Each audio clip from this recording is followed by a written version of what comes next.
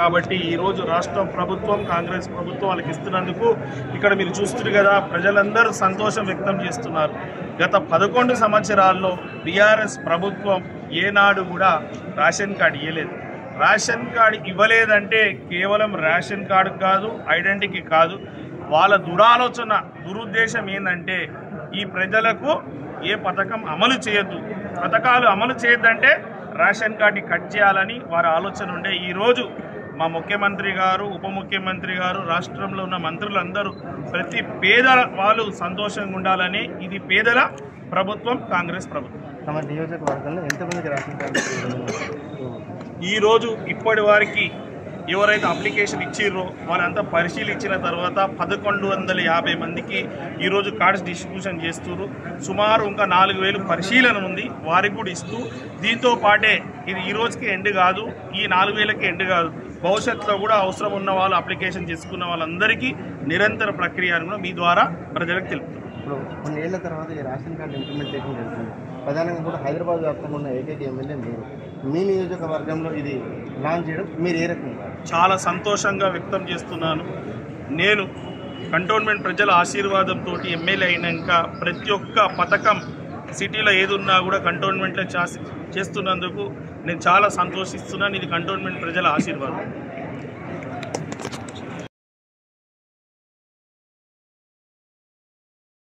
Cantonment నియోజకవర్గంలో ఎవరెవరైతే ఎన్నో సంవత్సరాల నుంచి ఎదురు చూశారో రేషన్ కార్డులు కావాలని, వారందరికీ ఈరోజు శుభదినం. వారందరూ ఏ విధంగా అయితే మొన్నటి దాకా రాష్ట్రం అంతటా బోనాల పండుగ జరిగిందో అదే మాదిరిగా ఈరోజు రాష్ట్రం అంతటా రేషన్ కార్డుల పండుగ జరుగుతుంది.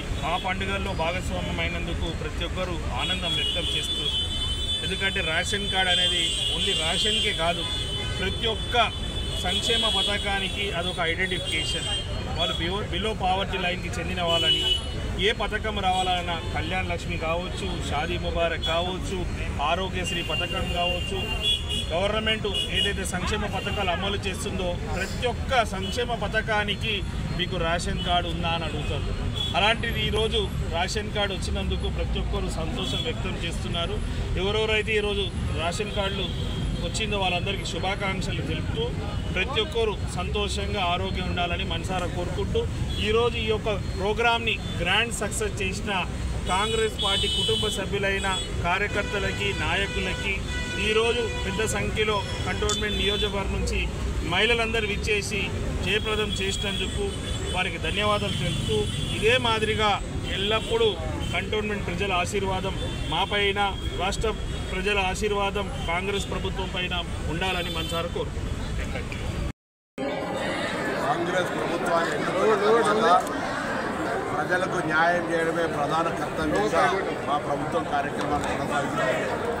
ఎన్నికైన 48 గంటల్లో ప్రధానమైనటువంటి ఆరోగ్యశ్రీ 5 లక్షల నుంచి 10 లక్షలకు పెంచుతూ మహిళలకు ఉచితంగా బస్సు ప్రయాణం సౌకర్యాన్ని ప్రారంభిస్తూ, దాని తదుపరి పేదలకు సంబంధించిన 200 యూనిట్ల కరెంటు ఫ్రీ ఇస్తూనే ప్రతి నియోజకవర్గానికి 3500 ఇంధనం ఇస్తూ ఉన్నాం.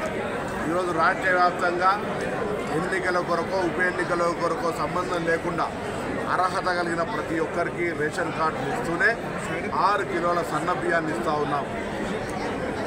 గత మాసం హైదరాబాద్లో బోనాల పండుగ జరిగితే ఇప్పుడు రేషన్ కార్డుల పండుగ జరుగుతూ ఉంది. గ్రామీణ ప్రాంతాల్లో ఇందిరమ్మ ఇండ్ల పండుగ జరిగింది.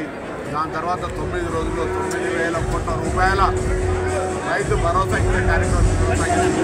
ఈ విధంగా రైతులకు సంబంధించిన కార్యక్రమాలు గ్రామీణ ప్రాంతాల్లో, అర్బన్ ప్రాంతాల్లో రేషన్ కార్డులు, ఇందిరమ్మ ఇండ్లు, మహిళలకు ఉచితంగా బస్సు సౌకర్యంతో పాటుగా ఈ రేషన్ కార్డుల కార్యక్రమం కొనసాగుతుంది. ఇప్పుడు కూడా ప్రభుత్వం చాలా స్పష్టంగా అర్హత కలిగినటువంటి ప్రతి వ్యక్తి రేషన్ కార్డు కొరకు అప్లై చేసుకోండి, వెరిఫికేషన్ చేసి వారికి రేషన్ కార్డు ఇస్తాం. రాజకీయాలు లేదా ఇతరత్ర కుల మత ఏం దేశీయం లేదు. అర్హత ఇచ్చే క్రైటీరియా, తప్పకుండా ఈ అవకాశాన్ని అందరూ వినియోగించుకోండి. అదేవిధంగా సన్న బియ్యం కూడా ఇస్తాను. నియోజకవర్గానికి 35 ఇళ్లకు సంబంధించిన ఎంపిక ప్రక్రియ జరుగుతుంది. గతంలో ఉపాధి ఉప్పల్లో ఉంటే ఇల్లు కొల్లూరులో కట్టారు, ఖాళీ ఉన్నాయి అవన్నీ కూడా. ప్రజాధనం దొరికినది తప్ప ఇంకోటి లేదు. ఈరోజు ఎక్కడ ఉపాధి ఉంటే అక్కడనే ఆ ప్రాంతంలోనే వారికి ఇల్లు కట్టేయాలి, ఇందిరం ఇల్లు అనే ఆలోచన ప్రభుత్వం ఆలోచన. ఎమ్మెల్యేల అనర్హత పిటిషన్ విషయంలో సుప్రీంకోర్టు 3 నెలల్లో ఆదేశం జారీ చేసింది. దాంట్లో ప్రభుత్వం స్టాండ్ గవర్నమెంట్ స్టాండ్ సుప్రీంకోర్టుకు వ్యతిరేకంగా ఎట్లా సుప్రీంకోర్టు తీర్పును శిరసావహిస్తా ఉన్నాం. ఆ సంబంధించిన నిర్ణయం గౌరవ స్పీకర్ గారు తీసుకోవాలని స్పష్టంగా కోర్టు చెప్పింది. కాబట్టి సుప్రీంకోర్టు శాసనసభకు సంబంధించిన అంశం ఆ నిర్ణయాలను స్వాగతిస్తా ఉన్నాం. దానికి సంబంధించిన ప్రజాస్వామిక నిర్ణయాలు జరగాలని కోరుకుంటున్నాం.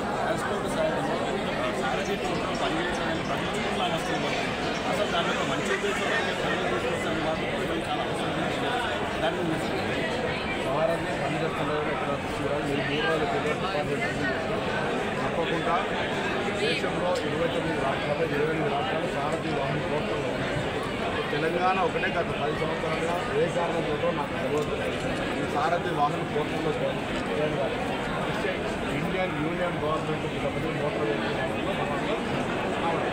అందుకు సంబంధించి తప్పకుండా ఏదైనా పొరపాటు కొత్తగా అందులో చేరడం ద్వారా సాంకేతిక సమస్యలు ప్రభుత్వం సారథి వాహన ద్వారా భారతదేశ సమాచారం వాహన ప్రయోగాలకు సంబంధించి కావచ్చు, రూల్స్ కావచ్చు, పన్నులకు సంబంధించిన అంశం కావచ్చు, ఇంటర్ స్టేట్ రిలేషన్ కావచ్చు, అన్ని రకాల అంశాలు మెరుగుపడతాయి. ఇది 29 రాష్ట్రాల్లో 28 నుండి మనం ఒకటి లేకపోతే అంశంలో తెలిసింది. కాబట్టి ముఖ్యమంత్రి గారి సూచన మేరకు దేశంలో వాహన సాధనలో తెలంగాణ కూడా చేయలేదు. ఏదైనా ప్రారంభపరమైన ఇబ్బందులు ఉంటే వాటిని ఓవర్కమ్